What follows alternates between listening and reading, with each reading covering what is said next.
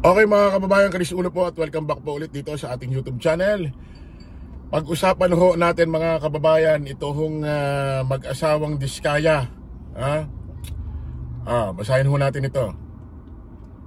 Ang Bureau of Internal Revenue ay nagsampa ng maraming reklamo sa pag-iwas sa buwis sa Department of Justice laban sa mga kontratista na sina Sara at Curly Diskaya, kasama ang isang corporate officer ng St. Gerald Construction.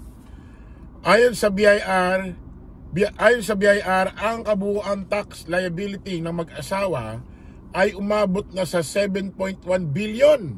Naku po. Mga kababayan, umabot na raw ho ang dapat bayaran ng tax ng mag-asawang ito, 7.1 billion pesos. Tuloy natin. Na sumaklaw sa hindi pa nababayarang buwis mula sa pagbili ng siyam na luxury vehicles, documentary stamp, taxes na may kaugnayan sa kanilang divestment sa kumpanya.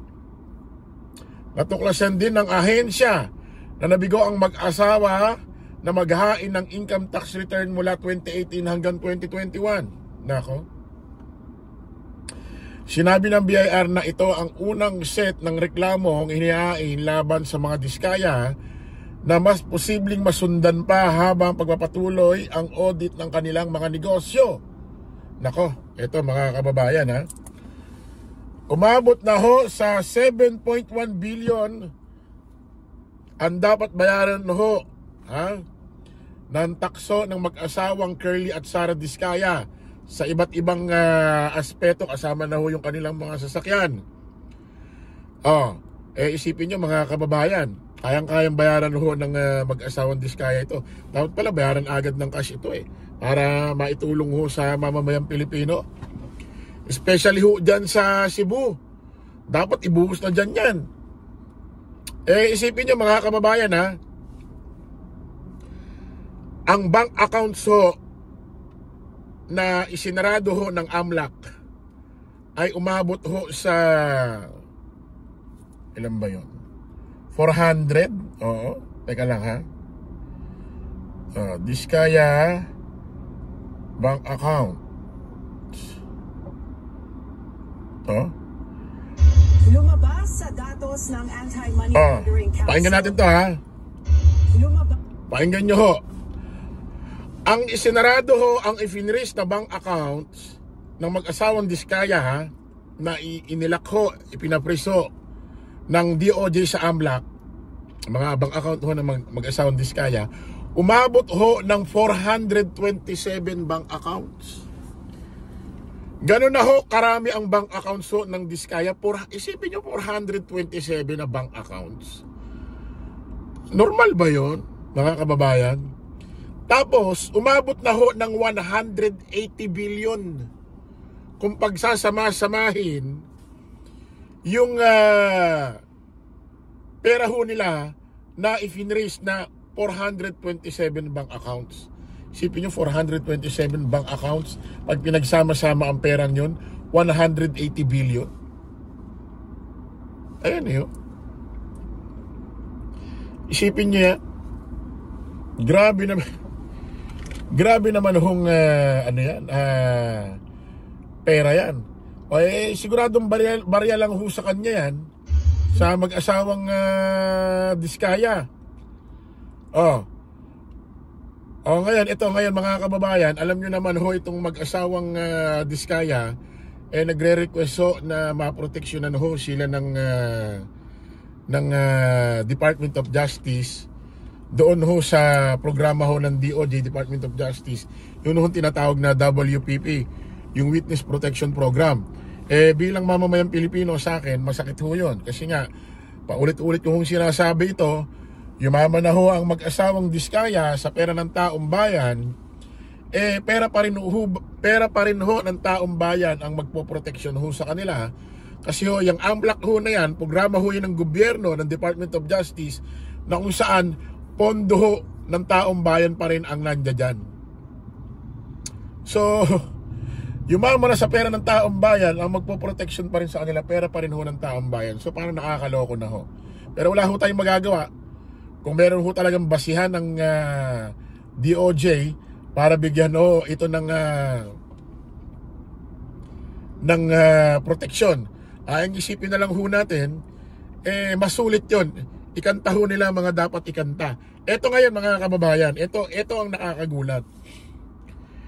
Meron daw hong ikakanta pangalan itong mag-asawang Diskaya na napaka ma-impluwensya, makampangyarihan tao. Sino kaya ito? Ako maisip ko lang hindi kaya si Duterte ito? Kasi kung matatandaan nyo mga kababayan, according mismo sa mag-asawang Diskaya, nung nagbibigay ho sila ng kanilang mga salaysay dyan ho sa hearing ho ng Blue Ribbon Committee, about ho dyan sa maanomalyang flood control budget issue scandal, nagtanong si Senador Bato, di ba? Natulala pa nga si Senador Bato nung sinagot yung katanungan niya. Nagsimula raw sila magkaroon ng engagement mga proyekto dyan sa DPWH 2016. At yung district engineer ng Bulacan na si Alcantara at yung dating undersecretary ng DPWH si Romero, ang mga nag-appoint ho niyan si Mark Villar. Ngayon ang nakakapagtaka ito pa. Si Mark Villar ho, minsan hindi ho nabanggit ho yan sa Senado. Doon ho sa ginagawang hearing ho ng Blue Ribbon Committee about ho dyan sa anomalyang flood control issue scandal budget. Wala hong nagbabanggit sa kanya. Ang nakakapagtaka, mula nung nagkaroon ho ng ICI na binuo ni Pangulong Bongbong at merong mga nagpupunta doon, may mga hearing na nagaganap at according pa nga kay Bryce Hernandez, meron siyang mga sinabi doon na hindi niya pa sinabi kahit kailan sa Congress at sa Blue Ribbon Committee sa Senado. Ang nakakapagtaka rito, ba't nung nagsimula na ang ICI, bakit itong si Mark Villar, bigla nang pinapatawag?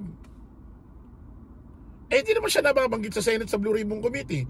So, ibig sabihin, possible, malamang sa malamang, meron na hong mga resource person or witness na binabanggit na siya na hindi binabanggit sa Senate. Siyempre nga naman, nakakatakot magbanggit yan sa Senate. Kung nandoon ho yung mga mismong pabanggitin mo, yung nag-iimbestiga sa'yo. Pakinggan nyo ho itong balitang ito, mga kababayan. Sino kaya itong tinutukoy ng mag-asawang Diskaya?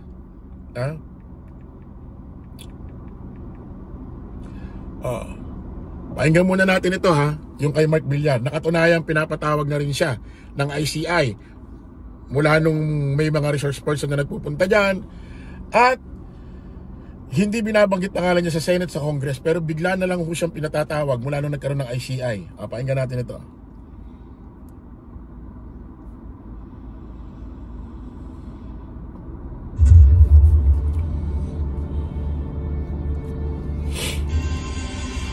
Inusisa si Senador Mark Villar ng Independent Commission for Infrastructure kaugnay ng mga proyekto umano ng kanyang pinsan sa Las Piñas. Ipinaliwanag din ni Villar sa ICI ang kanyang palakad sa DPWH noong maging kalihim siya nito. Nakatutok si Joseph Moro. Humarap si dating Public Works and Highway Secretary at ngayon Senador Mark Villar sa Independent Commission for Infrastructure o ICI sa investigasyon nito sa mga anomalya sa infrastructure projects. Ayon sa ICI, ito ay para magbigay liwanag sa proseso ng budget ng DPWH noong panahon niya bilang kalihim mula 2016 hanggang 2021. Si Villar nag-appoint kay dating DPWH Undersecretary Roberto Bernardo na nauugnay sa mga anomalya sa flood control project. Si Bernardo ang tinukoy ni dating Bulacan 1st District Engineer Henry Alcantara na kanyang boss umano na nag-utos sa kanya magbigay ng kickback sa ilang mambabatas. Nang tanungin ukol kay Alcantara, sabi ni Villar, maraming nakuhang kontrata ang mag-asawang Diskaya sa panahon ni Villar. Base sa datos ng DPWH, 37 billion pesos para sa lampas 700 na flood control project ang nakuha ng mag-asawa mula 2016 hanggang 2022. Sir, yung marami ng sa term nyo yung mga Diskaya na nakuhang projects. Paano yun, sir? Bawal sa media ang pagdinig pero sa mga litratong ibinigay ng ICI, makikitang nanumpa si Villar sa harap ng komisyon. Pagkatapos humarap sa ICI, hindi na nagpakita sa media si Villar. The senator just explained the processes he applied or he used during the time that he was DPWH Secretary with regard to how he managed the department.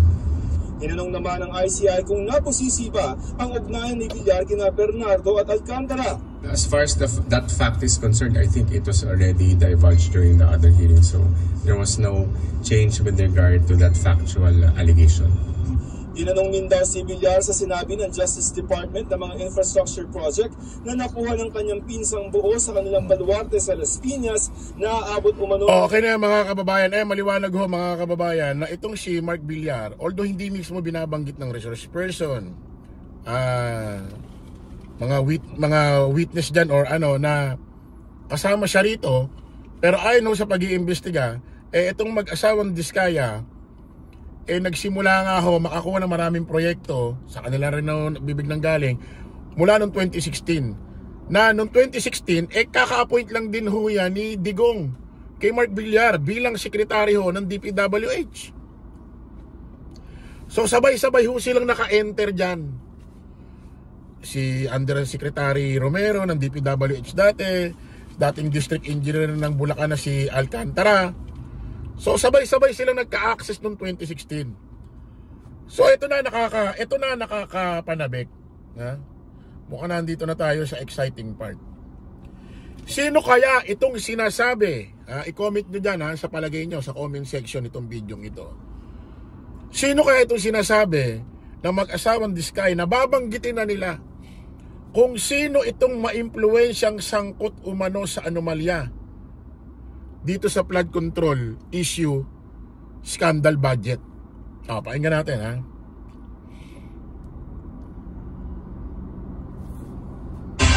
Pinetisyon ng kampo ni Curly Diskaya na palayain na siya ng Senado, lalo't nakikipagtulungan naman umano siya sa investigasyon.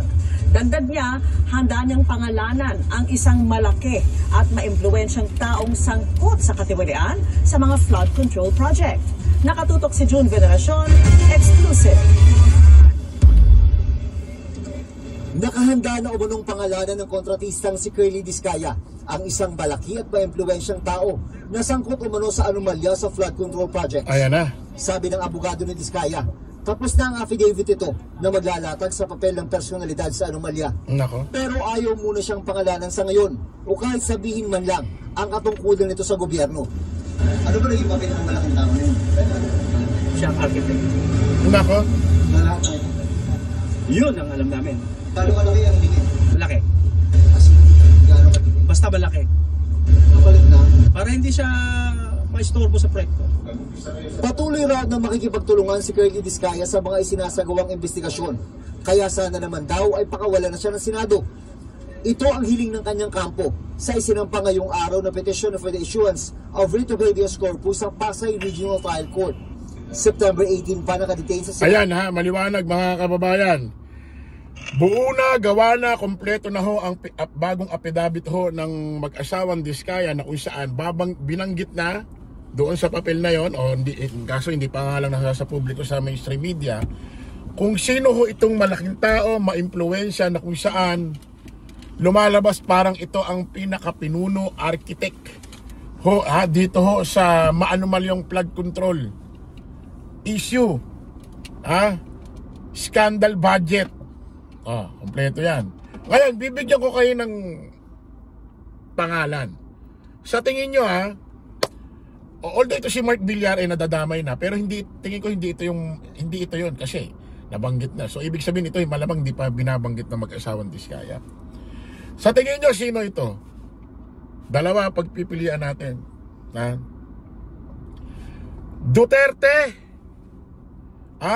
si dating President Rodrigo Roa Duterte, o itong si dating Speaker Martin Romualdez na pinsan ho ni Pangulong Bongbong Marcos. Mamili kayo dyan mga kababayan. Sa tingin ko, daan dyan lang ho sa dalawang yan. Kita-kiso tayo sa panibagong vlog. Bye-bye po.